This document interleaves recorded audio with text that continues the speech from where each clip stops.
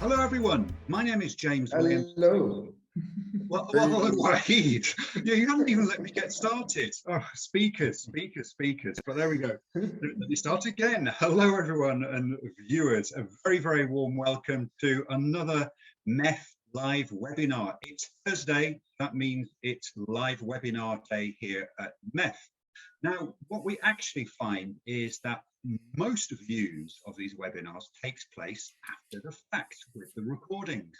So if you are watching this after the live session, a warm welcome to you.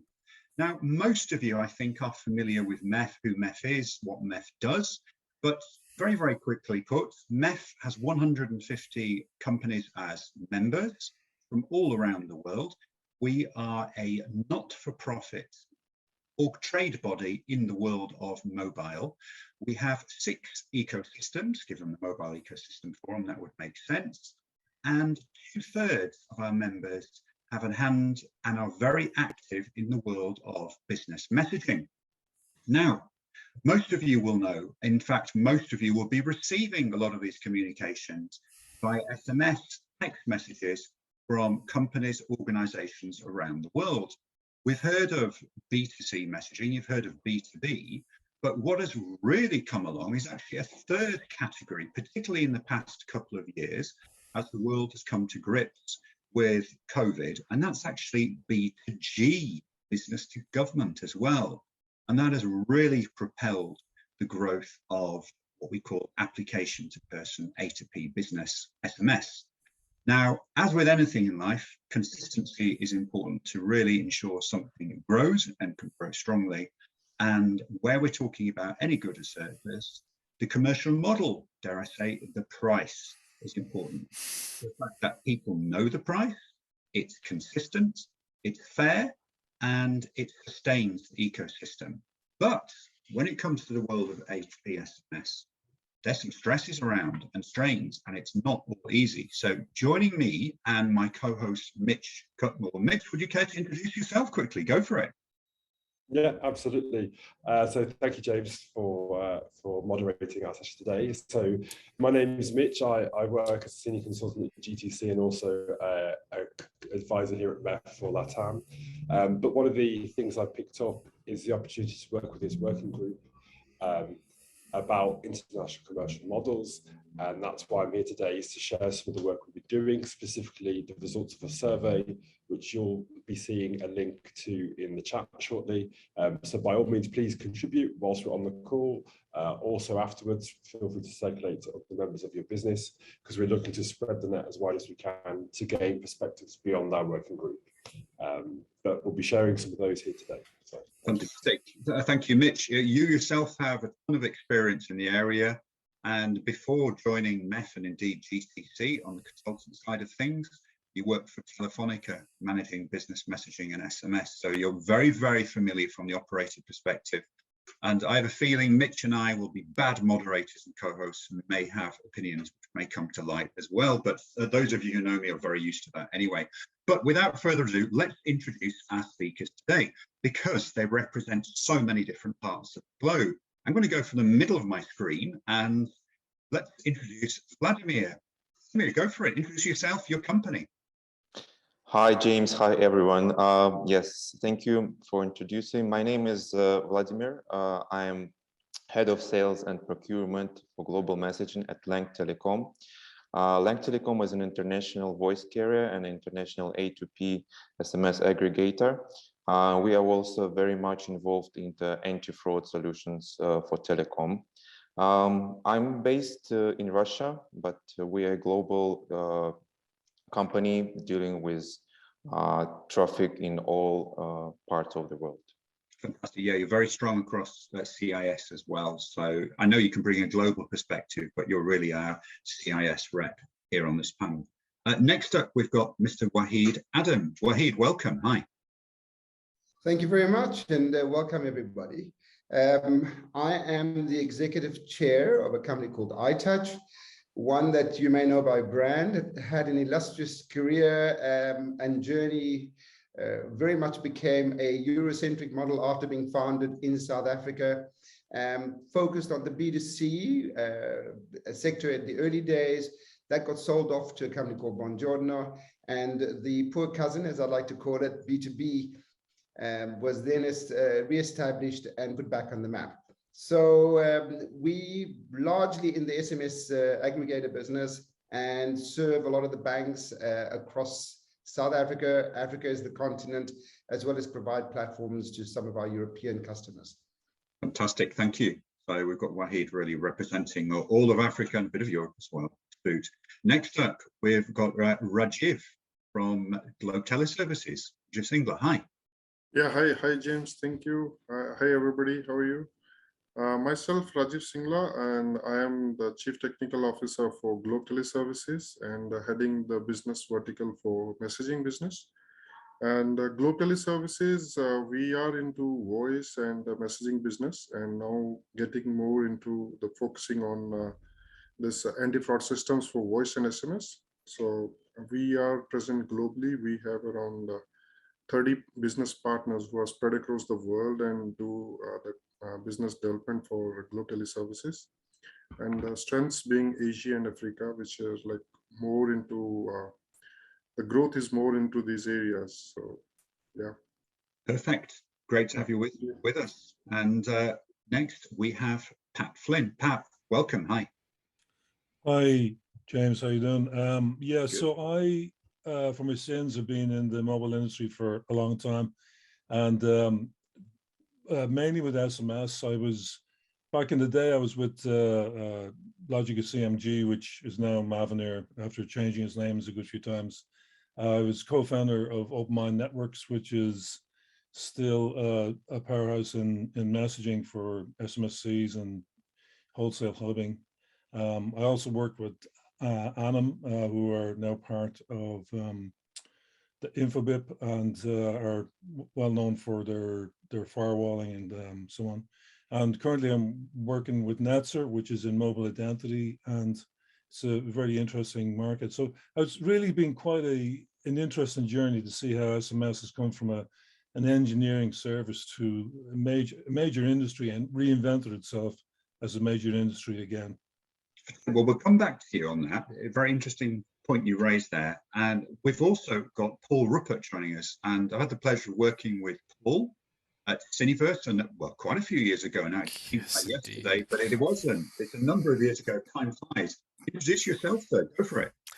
So I'm one of the co-signers that was mentioned earlier at the beginning of the messaging business. I've been involved in it for over 25 years now, starting off with the P2P side and then arcing to the CPaaS space, as it's artfully called these days. I've been involved in and had executive roles in many of those companies that have been mentioned earlier, but I've also shifted into providing strategic assistance to enterprises who are examining the messaging business, as well as financials, meaning investors who are looking in the space, whether they be sovereign wealth funds, credit banks, venture capital firms, private equity firms, etc. So my perspective is from both sides of the table, being a buyer or being a seller or being an influencer in the decision-making process now. Perfect. Okay, so let's get one thing straight. The fact is that this business SMS, is worth a ton of money globally. And Paul, you mentioned the finance side of things, and I've been around the business for many, many years, and you go back, it wasn't viewed as being a cool industry. You didn't have a queue of people lining up to buy SMS-centric companies, but that has most definitely changed. Yeah, so to speak to that point, I've done over 100 engagements, over 100 in the last 5 years, providing assistance and direction and assessment as to making, contributing to the decision-making factors behind investing in these companies from a variety of different entities, as I mentioned, whether they're consultants, whether they're the private investors themselves. This is an area of great interest, especially on the public side, but also on the private side, whether they be credit banks, because our process in many cases, these entities, the aggregators or CPaaS providers go off and get loans to be able to pay off the carriers, to be able to get set fees and set prices. And so where do they get $30 million. They go to a bank, and then the bank makes an assessment. And so they call up guys like you and me, James. Tell us about this business. Here are the factors that we're considering. So yeah, there's a degree of energy behind all of this. Okay, so the market is very, very big. There's a lot to play for. So therefore, if we as an industry collectively get this wrong, there's a lot of money potentially to lose. But Pat, if we can start with yourself, can you just give us a little bit of background? Because many people out there think SMS from day one was all about two-way. Can you just give us a little bit about info about what's the history of SMS and the fact that ultimately every SMS is the same? Yeah, I know it's very strange. I mean, it was originally designed to be a notification for voicemails and service outages, and some engineer back in the, I'm sure there's loads of people claim this, figured out you could touch the keyboard and send it from phone to phone, and that just took off. In fact, when I was with Vodafone back in the 90s, when they released their first prepaid product, they couldn't actually charge for SMS.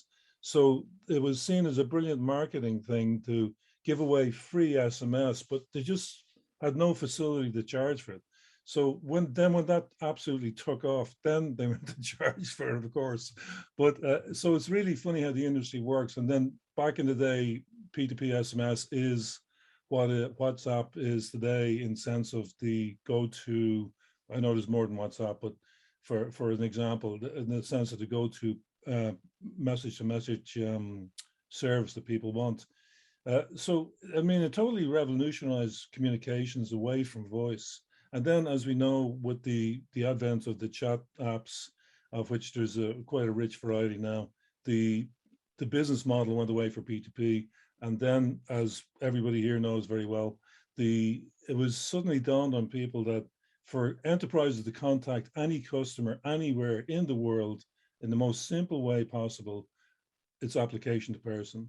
And that's where we're at today. That's the new growth area.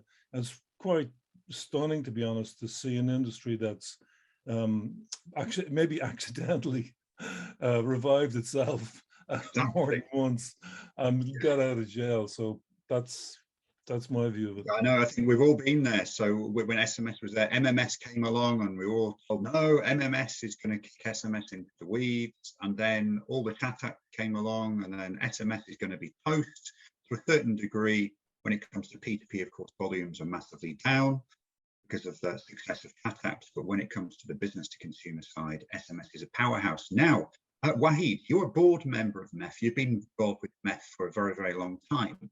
And actually, this working group, the International Commercial Models Working Group, looking at this whole area, was basically your baby. Can you just explain what brought you along to think, actually, we need to talk about this within MEF? Yeah, absolutely. Absolutely. Look, I think as a service provider to the banking world in particular, Africa is a very complex environment as well. I'm sure most of you know about that. And it's not an easy feat to get into the continent and be able to deliver a reliable, secure service across the different borders. So a lot of work goes into it, a lot of effort goes into it. And when it comes to the banking environment, security is a big issue. iTouch has to be of bank grade security levels. And then, you do the business. Of course, comes a time when all of a sudden you're informed that the price is no longer X, but it's 10X or 15X or 20X. And we're not talking about 10 or 15% increase. We're talking about 10 times or 15 times the price. In turn, of course, we got to go to our customers and go, well, hold on, you were paying 11 cents, you're now going to pay $1.10 or R1.10 or whatever the number is. So you can imagine the sort of kickback from the customers we have and going, well, there's no way we can justify spending that kind of money on an SMS to a customer. The outcome of that, and I'll get to the tail end of it, is that these institutions or banking customers of ours are now at a point saying, we're going to have to look at alternative ways of passing on that notification. And if it's not going to be SMS because of the business model, a commercial model, which in an initial phase was thought to be the aggregator. But of course, we had to eventually get the MNOs into the conversation where they really cannot justify the level of increase. And then, the result is, well, there's in-app messaging, there may be WhatsApp banking messaging, and what else can we do to avoid paying the kind of pricing that there is now. Now, what does that actually mean for us? I mean, as a business, it is a growing industry. We know that A2P messaging has been growing ever since, despite the belief going back 10 or 15 years that it's going to likely decline. And COVID saw that even grow further. So there's nothing wrong with the actual bearer as SMS. But of course, the price points then become the question in these environments. So, it's now becoming a threat to the sector that is on a trajectory of growth and will now see its decline. And the justification, when you try and get an explanation from the MNOs of why this is the case, justify that kind of price increase, there is none. And without mentioning names, we've had people admit that the MNOs are in a phase of their business where they looking for opportunities to grow revenue aggressively. And this is one of the identified opportunities there that margins can just go. And you know what? The aggregators are going to pay. The banks charge a fortune for the SMSs anyway. So you know what? We'll just take a bigger piece of that pie. But it's short-sighted because it's going to actually get the industry into a decline. And once you go there, there's no coming back, because once other technologies are found, which other bearers are found to deliver efficiently, there's no coming back. So it's a real threat to what we do. And I felt the need to be open about it, because I mean, initially I was told, forget it. You're up against, the Cain and Abel story. You're up against the giant. There's just no way you can fix this. But to me, if you can't beat him, well, then find the policy to change. And I'm really happy that today we have an audience. We have these wonderful people with me on the panel, and that we're now voicing the impact that this commercial model has, and hopefully it gets to the table of the boards that run these MNOs to understand the damage they're doing in the industry while they're seeking to short-lived make a bit more money. Well, I think a key thing to mention is that you and a couple of others had initially set up this group looking at Africa, but that remit was soon changed because, of course, it's a global issue. And indeed, the commercial model is not just an issue with SMS. We have, I moderate that area as well. Not as well, Mitch actually moderates the SMS side of things, but I look after the RCS commercial model side of things. And in fact, we actually have a question from the audience. We've got questions already, and we don't want to get into this too much detail, but how is the RCS market competing with generic SMS solutions? Well, I can answer that very quickly. There was some research from Juniper recently came out to say that, yes, the RCS market will be growing fast, and I think come 2025 it'll be worth apparently around $4 billion. But hey, guess what, folks? Today the SMS market is worth way north of $20 billion, way north of that, depending on who you ask. So we've got to, in my personal perspective, again, bad moderator, but we have to get out of thinking that it's this channel versus that channel. Every channel is complementary. And it's about using the horse for the course, horses for courses, and what may work in one market may not work in another. So we're here, but we're talking about SMS. Now, to kick things off, let's just get a little bit of a regional overview. And Vladimir, as I was talking to you before this webinar, I mentioned you've got a very, very unusual role. I don't know anyone else in the industry who's actually both head of sales and procurement in that one role. So would you like to give us a bit of background? Because I think you said you told me you had some stats on the evolution of pricing of A2P SMS to see what's happened. Yeah, thank you, James. Thank you, Wahid. First of all, I wanted to say that I fully agree with what Fahid just mentioned, and that this is a big issue that we see currently in the market. And since you mentioned that Lang Telecom is like a footprint, countries are within CIS, we can see it very well in those destinations. The rates growing, the uncontrolled and inexplicable, inconsistent rates increases that are happening actually several times per year on the same network, which is, I mean, almost impossible to explain to the customers, like what is the reason behind, and it's also giving not only questions but giving big issues to the enterprise customers, such as budgeting, you know, such as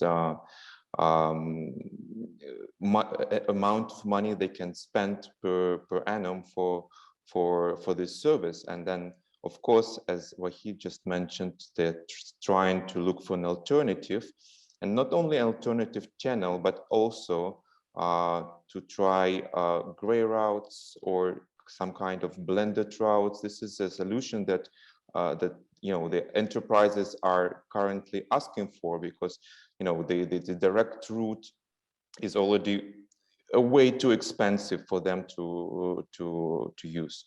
So as you just mentioned about the pricing, so we see roughly 30% growth every year on average for all destinations that we are buying on the procurement side. So like if we go back to, let's say, 2000, I have my figures here, 2018. So the average cost for all destinations, and as I mentioned, Lang Telecom is an international carrier, so we buy all destinations, was around was below $3. Next year it became 3.5. Next year it became almost 4 cents, and now we are looking at more than 4.5 euro cent on average, just as we speak. Wow. In January. Yeah, so like it's roughly 20-30% per annum growth on all destinations. Like now, if we're looking into some best examples of this growth, I can mention destinations like Azerbaijan and Uzbekistan that since the beginning of this year already cost almost 14 euro cent per SMS. And of course, I mean, the customers and especially the biggest services. Let me just for that. When you say per SMS, you're talking international SMS there, aren't you? Not domestic. International, yeah. Yeah, that's where a foreign brand wants to send an SMS to someone within the country. Yeah, like if Facebook or Google would like to send an SMS, they would need to pay at least 14 euro cent per SMS. In Uzbekistan and Azerbaijan, which is of course you know, way too high. I remember 4 years ago when I started working in messaging, because my background previously was in the voice business, the highest rate that we have seen was around like 8 or 9 cents. Now it's like 14, and I wouldn't be surprised that if by the end of this year we will see pricing close to 20 cents per SMS in certain destinations. And Vladimir, can I just clarify with you, this increase, it's not because the CPaaS providers, the aggregators, are taking a bigger slice of the margins. It's because the source of this, the actual price that aggregators are buying this connectivity from the MNOs, it's at that point price is increasing. Is that right? Yeah, well, the thing is, we are getting the increases either from mobile operators themselves, who are directly interconnected to us, or from their exclusive partner, or what we call them, like monetization partners. So it's impossible to say whether the intention of increase is fully by operator, but I mean, that's the examples where we most often see it, so whether from mobile operators or in most cases from monetization partners.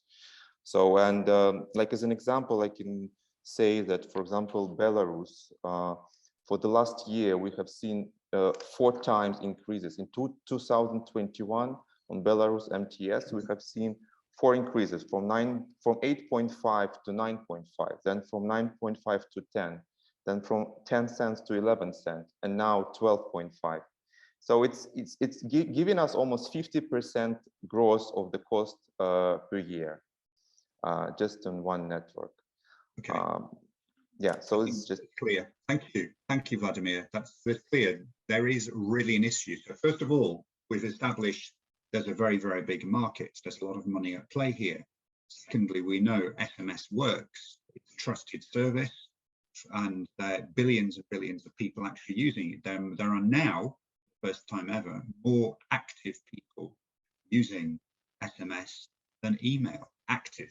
I'm not just saying email users, I'm saying active people, which is something. So it's a channel that has superb reach. So there's a clear issue here with the commercial model and a lack of consistency. So that's your region. Rajiv, can you give us a little bit of an idea? Are you seeing a similar pattern across the areas you're working in? Yeah, James. I totally agree with Vlad and Wahid. Like this commercial increase in the prices, this is like becoming a big challenge. I'll not say like it's a challenge for only for the aggregator or the enterprises. It's the same challenge for the operators as well, and the tier 1 aggregators who are deploying those exclusive partnerships, and then those enterprises, then the tier 2 aggregators who are trying to get into those business. Those operators, earlier the firewall should be like used to be of around 3 years. They used to have those contracts for 3 years. Now they are getting like they're asking for more and more commitments from the aggregators. So now if you see the change in the firewall is after every year. All those like the aggregators, they are not able to fulfill the commitments. They are increasing the prices. So those aggregators who are connected with those operators who are committing them of those revenues. So that is what is leading to those rise in those prices. And the tier 2 aggregator or the enterprises, so they keep on seeing like, okay, they have those, like Vladimir said, so the budgeting for those enterprises. So they already have a budget at the start of the year, but when they see the prices increases, like Lang Telecom is more into CIS, we are more into the Asian region. If you see for Indonesia, like the highest that is of 15 USD, and if we say like the 2 years back they were less than 5 cents, and they increased that, and they have the huge volumes. They have huge volume around like 15 to 18 million per day. That is the volume they carry. So this is what again, just to be clear, you're talking international SMS, not international SMS. Hundreds of millions a day. Yeah. And like the operators, they feel so much stressed out on those, like when those aggregators, they are not able to fulfill. Like Globe Tele Services also into providing those fraud solutions to that aggregators. What we see is like they are asking for more and more the revenue share on those per SMS. Earlier it used to be, let's say 2 or 2.5 euro cents, but now 7 euro cents, 8 euro cents. So that is what they are demanding. Like, okay, if you are deploying a firewall, this is the minimum rate we are expecting. Like Wahid said, because of this, everybody is going for alternatives. Like the banks in India. Let's talk about the alternatives, and I'll go to Paul Ruppert for this. We've actually, you can see here in the questions, and I appreciate all the questions coming up. There's so many questions coming up, and I don't think we'll be able to get through all of them. But we see flash calling mentioned, and indeed we had a webinar about that last October, and that really caught the attention of members, and we had a superb audience for that. But that's clearly an issue that needs to be looked at and education provided. But Paul, coming to you, what alternatives are there? Oh, they're starting to emerge now. I mean, even on a personal basis, I started working with a company recently, and instead of using a two-factor authentication with text messaging, it was a Microsoft application, and so completely circumvented the old ways that we're so comfortable with and used to. And you know, the real reality, I recently had a conversation with Todd Parker, who used to be head of business messaging at Google, and he and I have known each other for 20 odd years, and we were talking about exactly this point. There are existential threats to text messaging, and you got to be able to recognize that. And so therefore it's, you know, it's one of these things that I've mentioned many times to operating clients in the space, which is no one is coming, it's up to us. It's up to us to be able to either put the pressures on the carriers as a industry itself. You know, I'll give you one very quick story. In 2003, myself and a current MEF board member, Virginie Debris, we were representing two different companies, and we were sitting in front of a representative from the GSM Association who was a senior executive at a French operator. And she was essentially telling us that the aggregator business, as it was called then, which was an interoperability provider, was not going to be taking off, primarily because the operators wanted to do it themselves. And I guess I spoke truth to power in the context. I pointed out to her there was over $250 million in revenues represented at the companies around the table. Now, that's their perspective at the beginning of all of this. And now we're running into the reality that they are trying to claim as much value as possible. Yeah, they are partners in this process, but as an ally, but at times they are also adversarial, and they don't think of their own interests in the long run. And the other reality is, and this one I have to claim a little bit of blame. When I was putting together this startup that I just referred to earlier, you know, it was originally called InfoMatch, then became Mobile 365. Today it's a unit inside Cinch. My responsibility was selling international services. And my perspective was, well, we can charge more. Technically, it's exactly the same. There's no additional cost. Paul, if I just may interject, because believe it or not, we're more than halfway through our hour together, and there's still so much ground to cover, but thank you for that. Yeah. So, yeah, we've got that. Pat, we've got quite a few questions from the audience, and thank you so many. We've got so many now coming in. WhatsApp keeps coming up. Can you just explain, from a person-to-person communication perspective, there's this image that WhatsApp's free, but in business level, WhatsApp and other apps like that, they're not free, are they? There's a real cost associated with it. Yeah, I mean, just to reflect what my colleagues on the board have said, I mean, to be honest, I'm quite surprised at the level of increases, and particularly those across different markets. I mean, there is an optimal price for the total life span of this industry. So, and obviously it varies by market. So, you know, there's clearly a price that avoids people going to competitors if it's too high, such as WhatsApp, etc., and a price that's too low that invites in poor quality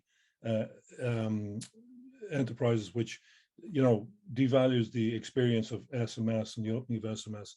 I'm just wondering, just a suggestion, and I'm sure people have thought of this, is maybe put together a white paper that sort of models this that people can use with mobile operators to say, look, if you want this to last 5 years, our model that the price here is going to last 2 years, the price here, you're not going to make money. You know, pretty an accounting approach to it, but I think we need stronger arguments to go back to the lockdown aggregators and the mobile operators to say, look, lads, you know, you better cop on, because if you're going to gouge people today, you're going to lose them in a year or two. Sorry, James. Just you know. No. It's true. It's true. Yeah. Rajiv, you just mentioned, because you said you'd like to answer that question live. Sorry, just you about the WhatsApp side of things. Go for it. So you mean why? One thing I think is WhatsApp. The problem with WhatsApp, of course, is that they have a different monetization model. So their cost base is so much lower, and they can bring the price down. But I've sort of been surprised that they haven't actually aggressively brought the price down. And I think part of it is they don't want to devalue their customer experience either with too much spam messaging, which makes it. WhatsApp is really monetized by Facebook. Google, RCS really has been driven by Google, and their monetization is really, they want to keep good relationships with the mobile operators. So they're playing, I'll say in fairness, I wouldn't normally say this about some big companies, but they're trying to play fairly, I think, to maintain relationships in the industry. And to be honest, Apple doesn't care. You know, Apple is just too cool for school, so people do what they my God, what's that there, James? Guys, but the MEF Victor has made an appearance. I accidentally left the office door open, so I do apologise. He just gets super excited about commercial models, don't you? You really do. Pets are fair pricing. Careful, you're starting to look like Blofeld. So I don't work with animals, children. Well, there we are. But I work with animals, definitely. But there we go. That's him. There we are. Thank you, Pat. Reggie, if you wanted to answer the question live, what's that? No, I typed it. Yeah, I typed it. Oh, you typed it. You were typing the answer. Sorry. Yeah. Okay. So that was for the WhatsApp business. Yeah, definitely those enterprises, they are moving on to that WhatsApp business, and in India they have already started. And not only WhatsApp business, like Wahid said, there are many alternative technologies as well, wherein like the flash call is there, and many other authentication for the two-way.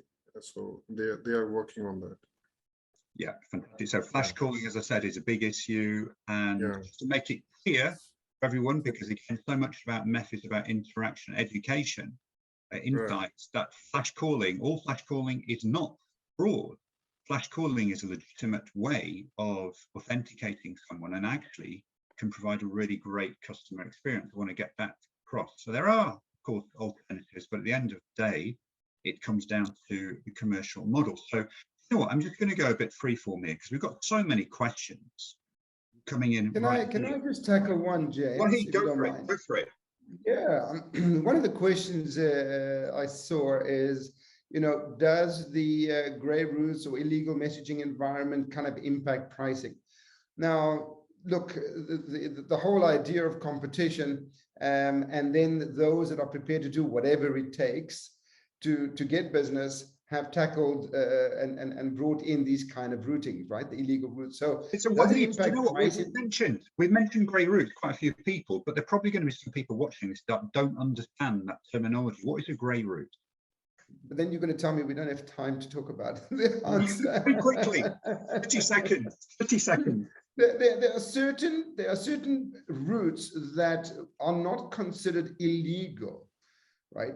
But they're frowned upon. So just to put a blanket sort of view on what a grey route is, it's frowned upon routes that are not necessarily illegal by law or policy, and therefore still acceptable, but not really doing the right thing.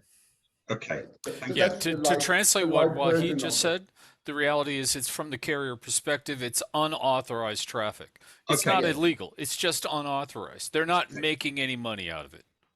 Yes. All right. So yes, grey routes or illegal traffic certainly has an impact on pricing because it's almost, you know, began the race to the zero margin concept that we talk about. But I want to also say the irony of these commercial models by the MNOs to kind of raise the price to the levels they're doing is almost encouraging, you know, that sort of grey route traffic or that illegal routes, and you see it happening. And all of a sudden, I've had customers come to us and say, well, not only now are we going to get it a lot cheaper than what your new commercial model price is, but hey, man, I'm even getting it cheaper than what it was. So it's kind of creating illegal traffic, right? And some of the excuses the MNOs have used is that, well, the hubs are there to prevent fraud. Well, I think you've opened another can of worms here. This Pandora box is not going away, it's getting worse. Okay, thank you. So we've got many questions. One of them, it's like, it's tough to answer, but I'm going to go to Mitch for this one. I'm going to put you on the spot. Natalie George History asks, what is the right price for an A2P message in your view? Well, obviously, I don't think it depends. Obviously, but I'm not talking about the actual price because it depends on the market. It depends on the market. I think the right price is obviously there's a price elasticity, right? So it needs to be a mutual agreement between what the enterprise is willing to pay and what's viable and what ensures that the ecosystem is able to grow at that level. I mean, I raised my hand because I wanted to share some of the results we've got coming through from the survey over the past few weeks. So 50% of respondents said that they have already lost traffic because of this issue. They've also mentioned that they gave specific examples. So they talked about clients moving to authentication over voice. They mentioned that they've lost banking traffic in notably high volumes, and that it only took a few months for the banks to find these alternative authentication options. And so, you know, this is clearly coming through as Wahid, I think, illustrated very clearly, is that it won't take long to damage this ecosystem, potentially irreversibly. And so, you know, we're here today to kind of raise a red flag and to try and provoke a conversation, which by the looks of the audience and the engagement we're seeing is something that echoes around the world. So, you know, this is obviously something that's a conversation that needs to be had. And obviously, thank you to people who are responding to the server right now. We can see the results coming in. So by all means, if you haven't responded, take the opportunity now to do so, because we'll be sharing the results in a more complete manner on our blog posts in the coming weeks as well. Fantastic. So Vladimir, one question coming, the latest question that's coming is talking about volume-based pricing. So having multiple tiers of pricing with mobile operators. So I personally know some that do. What are you seeing in the market, and what impact does that have ultimately? Are you seeing more operators going to that? No. Actually, what is happening, there is less and less opportunities like that for on the buying perspective to have a tier pricing, and operators in many cases just decide that, okay, providing the highest tier cost is not bad for them, right? So they will be able to monetize a bit more traffic based on that. So tier pricing, what we see in our market, operators are not really willing to prolong it, because most probably they do not see additional traffic coming because of this system. And then if they just provide one price for everyone, for everyone for any volume, it just, you know, it might give them the same, even smaller volume, but more money, right? So because it's a higher rate. So basically, I think the system itself is, you know, the raising of the pricing is actually reducing the overall traffic, and then operators or their partners have to increase it more to make the balance. Okay, so the traffic is reducing. I mean, the volume, the SMS volume is reducing, but then to keep the balance, to keep the revenues, they have to further increase the pricing. And that's what Wahid mentioned. This is encouraging a gray market, because there is more demand from the enterprise to get cheaper route, to cheaper solution. And there was another question about fraud, and I think that's another thing that is worth to mention, that actually high-cost destinations encouraging fraudsters to get there and do more fraud on those destinations, because it enables them to get more money out of those destinations. Vladimir, it's strange that you mentioned that topic, because we'll be back in 2 weeks talking about that exact topic, and I'm sure artificial traffic generation will figure in there somehow. But Pat, if we come to you, we've got a question, and I suspect the person is actually in the Gambia, talking about countries where you may have a very, very small country, so relatively small volume of SMS, but there are plenty of small countries with just a handful of millions of inhabitants with 4 mobile operators, and Gambia is one of those. And the example given is to have, in their words, a notoriously uncompetitive, expensive rates, and the other 2 are then therefore deemed as being reasonable. How do we, as an organization, MEF, and how do its members go about educating the market to say, when there's such disparate commercial model within a country that actually can hurt SMS as a whole? How do we go about that? Yeah, I mean, this is very difficult, and clearly it varies by market. And there's people on the panel here will have individual relationships with operators and probably can read them better. I say from an account management point of view. But I was just thinking, you know, yeah, this is the hard sell again, isn't it? I mean, if MEF could help by producing maybe white papers, but I was wondering, could we get it would not quite now, but get an operator who'll work with us and allow us in the future to use them as an example, that when they brought the price to a reasonable level, their overall revenues increased, and that they expect the business to last a lot longer. So this is, everybody here has had to deal with operators that they're complex organizations. They change in the middle of your relationship. It's just going to be the hard yards, James. I don't, if you can provide the everyone who's involved with material, with backup, with examples, I think that's probably the best that MEF can do. Plus this sort of awareness raising that this particular panel. I think we're going to have to repeat this a few times before the message gets through. Literally, I agree. Excellent. Right. Let me just have a look at other questions. We've got WhatsApp. Many questions are being answered by speakers live. We very much appreciate. Thank you. Paul, can I tackle the? Wahid, go for it. If I may tackle a couple of things. One is, and very quickly, what should the price of an SMS be? Right. I mean, that's. I know it's in different markets. We obviously going to have different prices, but I got an answer for it, and it's cheap. Remember, we are talking about legacy systems.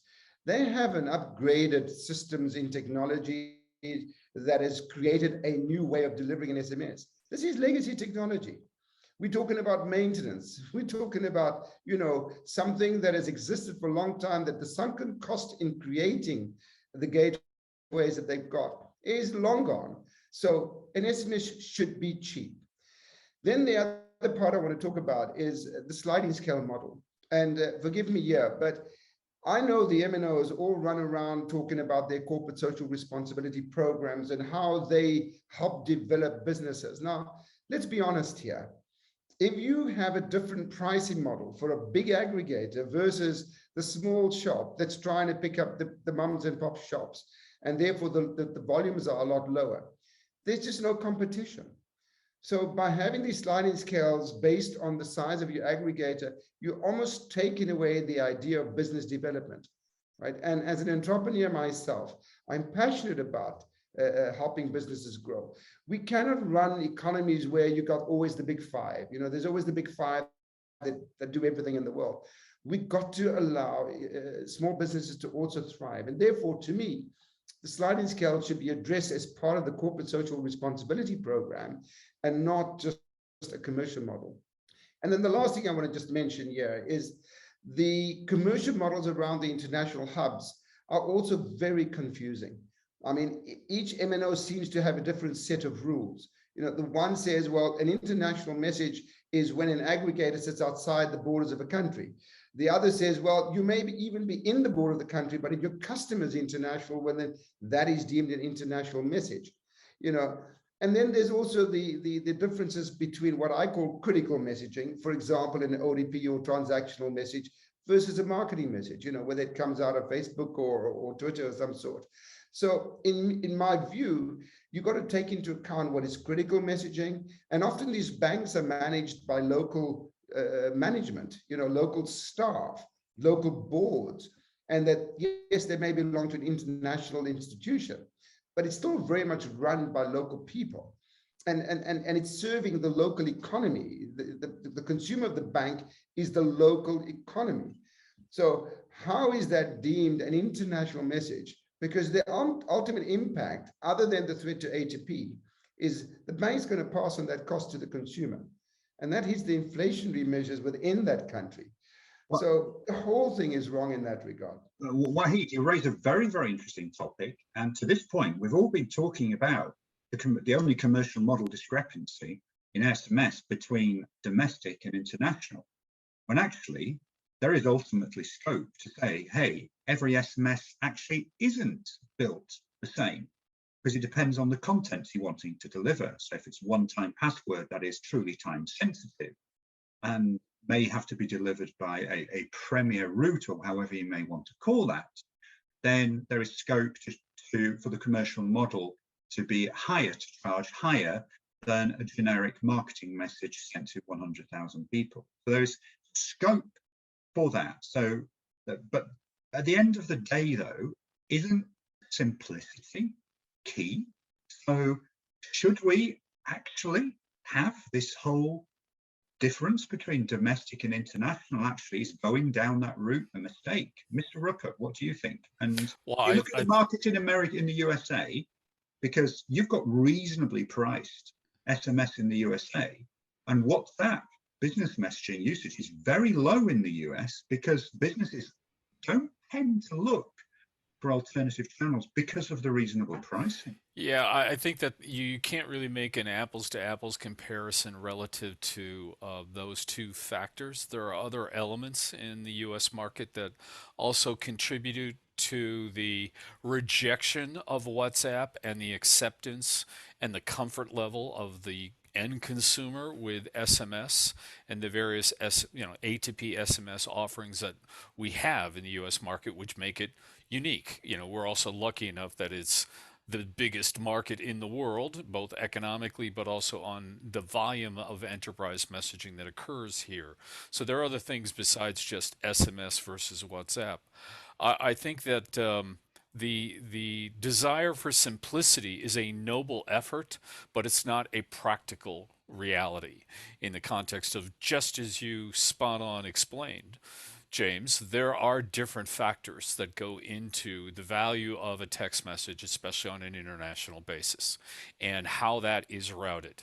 And, much of what we're talking about so far, it impacts the strategic aspects of many of the companies, the members of MEF, the players in the aggregator space, because there is a wide discrepancy and variation of, let's call it market power, in the context of there may be smaller players that are providing these types of niche solutions that are really being impacted greatly, and there are larger players who've been able to scale out of that and have more market power relative to the pricing of international messaging, the capture of international routes, as well as even dealing with your adversary, because we have to have peering relationships to be able to run all of this. And that's where you have to then have a trading desk.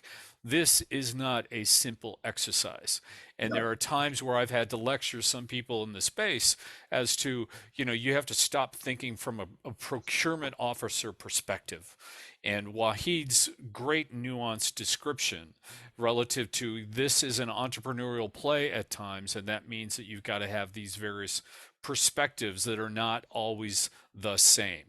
Belgium is not the same as Ghana, is not the same as the US marketplace. You've got to be able to manage all that. Totally agreed. Move to Mitch. So Paul kind of opened the door for me to ask about regulation. Should the regulators in respective countries step in here and say, hey, for the benefit of consumers everywhere, to actually ensure this wonderful channel which gets some fantastic attention from people and actually gets the eyes on content, shouldn't the commercial model for that be regulated in some way? What do you think? And is that happening in places, or do you think regulators should stay away and it's a free market, off we go? So I'm not an expert in regulation, so just before I comment, I'll caveat. Yeah, no, I know. However, what I've seen from my work in Latin America is that where regulators do get involved, they don't seem to me to have a full understanding or appreciation of the ecosystem, and are often heavy-handed.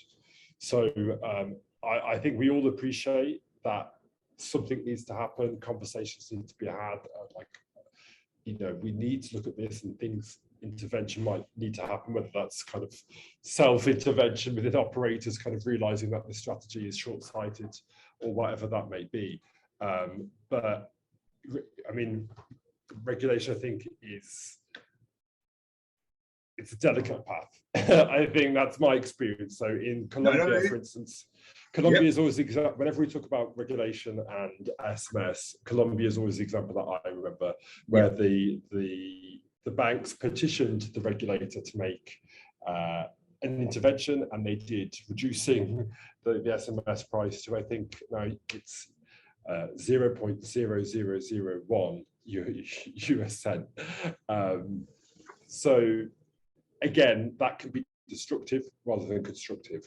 So I think we need to take it with a pinch of salt. But one of the questions I was going to ask about, we had some questions about RCS earlier on, is as operators perhaps invest in new channels which add value and can demonstrate that they build upon the kind of A2P ecosystem, does that then give an opportunity for them to justify lowering the price of SMS as they simultaneously present a kind of premium channel to the market?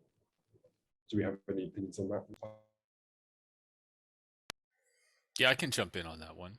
So if you are thinking that you would be able to price SMS cheaper than a more innovative offering that you're going to charge more, consumers will still run towards the lower price. So that will hinder the adoption of the more innovative solution unless it's really quite revolutionary as opposed to evolutionary. And RCS is really an evolutionary stage in innovation. So that would be my caution, let's say back of the envelope economist speaking. Okay. Anybody else care to answer that? No? Leave it at that. Okay, so we're coming up for about 5 or 6 minutes from the close. So we kind of need to draw this conversation to a close, which is really, really difficult, I know. But I think one thing that's important to mention as well is we talk about how big this A2P SMS market is. But Rajiv, can you just explain actually how little SMS is actually used today by most businesses around the world? Yeah, true, James. Like we were saying, we have seen the evolution from P2P, like Pat said, like how it was used as a service, and when we were trying to do some for the notifications. So like if we go around the world, so there are very little enterprises who are actually aware like how they will be able to use their promotion, and they will be able to promote their products with their SMS. So it was the time where like the industry was growing, and when we were saying like, okay, we will be able to reach out to the customers in a better way, because SMS we have seen like Paul, we are saying like it's going for the cheaper one, but again we have seen like SMS still has the readability of 97%. So those people, they still prefer, the mindset is still, if we are saying about the one-time password, people, they're still expecting SMS, not the flash call. So there are like the industry was growing, and in this phase when the industry was growing, and when we were saying it to those enterprises like they can have a better reach with those promotional messages, now we are having those commercial reasons like why they should not go for those alternatives. Still, lot of enterprises, they miss out on those using SMS as a channel for the promotions and having those targeted audience. Well, the fact is, Mobile Squared, for example, and other industry analysts, of course, are also MEF members, but a key fact that comes from them is that approximately only 5% of listed companies, those tend to be the bigger companies around the world, actually use SMS today for engaging with customers. That means 95 of the bigger companies, never mind millions and millions of the have been described the mom and pop, the smaller companies, they're not aware of it. They're not actually using it. So shouldn't we as an industry should be focusing on that and the education? James, I have great news for you, James. You just have told us all how much potential there still is in SMS. So, the idea is that as long as it's cheap, as long as it's ubiquitous and reliable and can be reasonably secure. priced, Wahid. I don't like the word cheap because cheap implies little value, but it has superb value. Reasonably priced, sir. Okay, I'll say reasonably priced. But as long as it's what it is today, I think SMS has still got a long, long life. Okay, let's go for it. And very, very quickly, we're 2.5 minutes away from the close. But one final thing from me is the whole value of customer support globally is $1 trillion. So just if a small fraction of that moves over to business messaging or even rich business messaging, which we talk about very, very often here at MEF, whether it be RCS or chat apps or anything else, that gives you even more headroom for growth. It's vast. But one last question to all of you. The question comes up time and again. How long do you think it will be? Start with you, Pat, before we finally, terminally, actually see a start in the decline of the volume of A2P SMS volumes? Because we thought, yep, it was tailing off 2 or 3 years ago, but then it's been kicked up again. What do you think? Time frame, please. You put me on the spot, James. I am. I'm going to put everyone on the spot. Okay. Okay. I'll give you. Well, first of all, let me just confess really quickly. I used to work in the paging industry. They used to have this story. This is the 17th year of the death of the paging industry every year. So I'll say this is the 23rd year of the death of the SMS industry. That's my comment. Okay, thank you very much. Paul, very quickly. Yeah, 2 things. So the first thing is, tell me what economic unit is measured in teens of trillions of production on an annual basis, and then explain to me what the erosion rate and the adoption rate of the displacing technology might be, and that will be giving you the number. That's not going to happen anytime soon. It would probably be a generation to be able to get to that erosion rate, the crossover between the erosion rate and the adoption rate. And the other piece here is that you tell me another behavioral change of humanity where they go from this is very convenient and then realize, oh, we're going to find something else that's less convenient. Sorry, I have to cut you that's off. Got to change. Sir. We've got 30 seconds, but the answer to that is a generation. So it's going to be going for years and years. Wahid, very quickly, please, someone provide a number. Come on. I've already answered that question. I think with what you just said in terms of the e-commerce environment growing, small moms and pops businesses, COVID has taught us a few new lessons. SMS has still got a long life. Perfect. Vlad, go for it. Go on. Yeah, I'm sure SMS is going to be with us for quite a long time now, but we have to take care of the sustainability of it and consistency of price. Sustainability, exactly. Mitch, go on. Would you want to put a number on this? Yeah, I don't have the answer, but I think one thing that's become clear from today's webinar is that, what perhaps next thing our working group can look at is developing a white paper or a broader piece of work to look at this and try to answer this question with a deeper look at this issue. Rajiv, and I agree with all. Like, so there is no definite number, James. Like SMS is a long way to go. So I started my career in 2003. So at that time we were saying, like, I like Vladimir, I also come from a voice background. At that time we used to say, like, okay, wholesale voice is dying down. But it's still the same. The only thing changes is the way we do the business. So the same way SMS is going to stay. The only thing is it changes how we do the business. It's still it's the most reliable still. Fantastic. There we have it. So everyone, I think it's clear to see we've gone over a minute already. So bad moderator, bad co-host as well. I'm not sooner. But anyway, thank you so much to all of you who've been watching. Thank you, Paul from the US, Wahid from Cape Town, South Africa, Pat from over in Dublin, Mitch from Sao Paulo in Brazil, Vlad, I think from in Moscow, aren't you? You're in Moscow? St. Petersburg. Petersburg. Apologies, St. Petersburg, and Rajiv in Mumbai, and myself in Bradford in West Yorkshire in the north of England. Doesn't sound so international, does it? But thank you so much for joining us. You'll be seeing a lot more about this year on the topic, I'm sure, coming up at various MEF events through the year. And I'll catch you soon at another MEF live webinar. Thank you all. Bye. Thank you, James. Thank you. Bye. Bye. Bye. Thanks, everyone.